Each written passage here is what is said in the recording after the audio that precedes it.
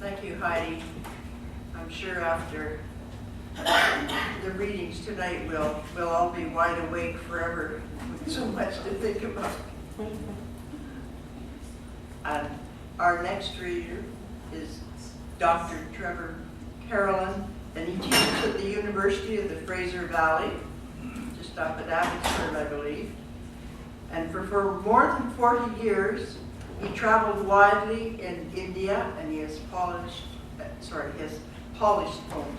He has published 20 books, and certainly has a great deal of contrasting life to share in his words with us. Trevor?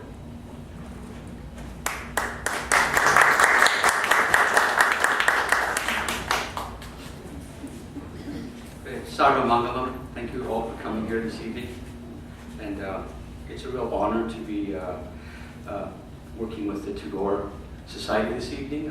I have been going out there for a long time, and the special place I go to is up the Hooghly River. Tagore was an old French colony inside of British India, but it's not far from the university that Tagore founded for his peace studies. And I like to think of him, look at this groovy picture here. How cool is this? Like Chief Dan George out in Bengal. He's the early peacenik who showed a lot of people in Britain and everywhere else how to do it. The Bandabong movement, we owe him so much. So he gave a lot to the world, and the area where he liked to retreat, especially because of its especially delicious mangoes that grew there. One of the reasons that drew him there was also the secret place where Mother Teresa Ji used to go to cool her jets when things got heavy in Calcutta. So she went up the river, and that place where he created is still a very soothing, wonderful place. And if you get a chance to go out there, I really urge you. It really brings peace into your heart. It's where I got my first big enlightenment experience, that big bend in the Hooghly River, that's Ma Ganga, that's coming down, that big lazy bend in the river. It just hits you somewhere profoundly deep inside, and you never get over it. It's unforgettable. This is a piece called Dance Your Prayers. It's a prose poem from a new book called The Summer Book that's come out here in BC. I'm going to work with it, and I'm going to read a little condensed version of it just to get in with the time here. I'd like to just acknowledge all the other poets working here tonight. Some of them have come far away. It's always a real moment to work with them and to learn from them and to see them share their work. And somebody who's come all the way from the Deep South, all the way from Atlanta, Georgia, that's a lot of soul. So thanks, everybody. This summer I've been dancing, tribal dancing, especially long night jukin to pagan rhythms, mega heavy African crisscross drum and Aussie didgeridoos, Celtic abandonment dance, magic vibrations, real musicians, real music.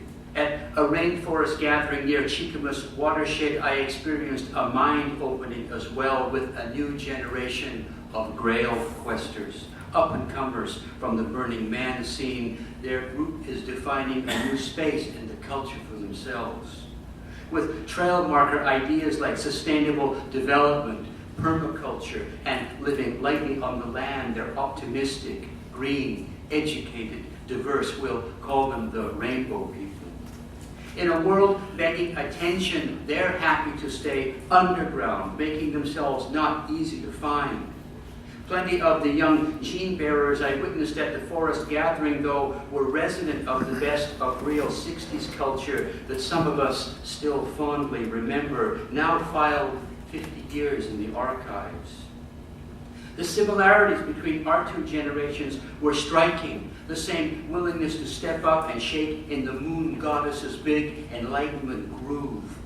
In the sunnier days of the 60s, we called it peace and love, airing, pairing, and sharing life's simpler riches. Rainbows just say, dance your prayers. I like the sound of that, and was happy seeing that public joy and meaning is alive, dissenting, and well, a kick up the pants to the tyranny and oppression of the Patriot Act crowd. So I was glad to join in as these latest generational rebels shaped their own rhythm and dance. We were in a remote mountain forest you can't find without a secret decoder ring Invited to a workshop for the Wilderness Events free school program, I swapped stories with participants who journeyed in the bush from Vancouver, from BC, across the prairies, up in the States, 3 or 4 different countries. Rainbows stay informed and travel to each other's alternative powwows. Like my own lucky generation, they share an appetite for transcendence that mainstream culture doesn't much offer. A sense of community, of place, of the sacred, of something to belong to, not simply more of. There were no put-downs. No one was bad-mouthed because of this or that, and it was easy to enjoy the feeling in the air, gentle like a bowl of Okanagan peaches. Where in the 60s we disdain money, rainbows are way smarter. They understand its importance. They've reflected on how to improve things for their own time. What they disdain is greed. 30 years ago, tribal culture in Vancouver was Wreck Beach and early 80s nude guerrilla Buddhist eco-surf socialist romanticism. Before that, the psychedelic upheaval of 60s peace and love, meta-poetics. Previous came beat optimism of the 50s, and before that, Charlie Parker's bebop overdrive out of Kansas City, big band swing, plus jitterbug craziness of jazz age, roaring 20s, not to mention fin de siècle with Paris, Baudelaire, Berlin, Rimbaud, Bob Dylan's heroes. Choose your intoxicant. With his lovely pink painting, Lux comme évolue, Henri Matisse addressed summertime's perennial Edenic impulse that artists always understand. The deep forest powwow I observed was about dancing, deeply, wildly, with a bonfire casting wavy shapes that dipped and swayed, flowed and undulated. From the tingling vibes in the air, the unspoken message I picked up on was no fear. With the dancing, it came through clearly. Gentle people, young women, ethnics, families, gender benders, just getting along together. No hassles, no one pushing their trip. Belonging was the trip.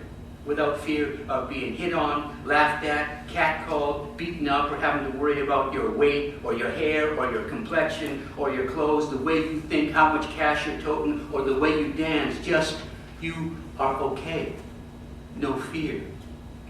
It was gratifying to see how it's still possible to enjoy various points along the educational continuum without contradiction, to be student, participant, and teacher, all within our supernatural BC coastal range, to discover that there are still parts of the world where the spirit of a happy age lives on in spite of the commodification of, well, practically everything nowadays. September approaches. Yet, even with the benign warm waters of the Japanese current, you can feel the first breaths of autumn. The last fat blackberries attract wasps, black-tailed deer, the occasional black bear. I'm still digesting my experience of summer, the enthusiasm, the sometime flakiness, and full-time commitment to engaged living I witness here along the BC coast. Flaky? Who hasn't sounded flaky at one time or another? More than can be said for, say, the current twin political cults of schoolyard bullying and endless politically correct whining. Socrates, that bricklaying gadfly from Athens, reflected that the unreflected life isn't worth living. That still sounds right to me. Thinking back on the ripe cherries and forest huckleberries, the wild crab apples we picked and eaten, if I'm to choose between listening to the distant howl of timber wolves across the river on a full moon summer camping night, with the drums bumping and thumping and shadowed bodies leaping around a bonfire, or yet another overpriced cultural event in town where the star is too artistically pure to wish the audience good night, it's no contest. I'm for dancing in immortal moonlight.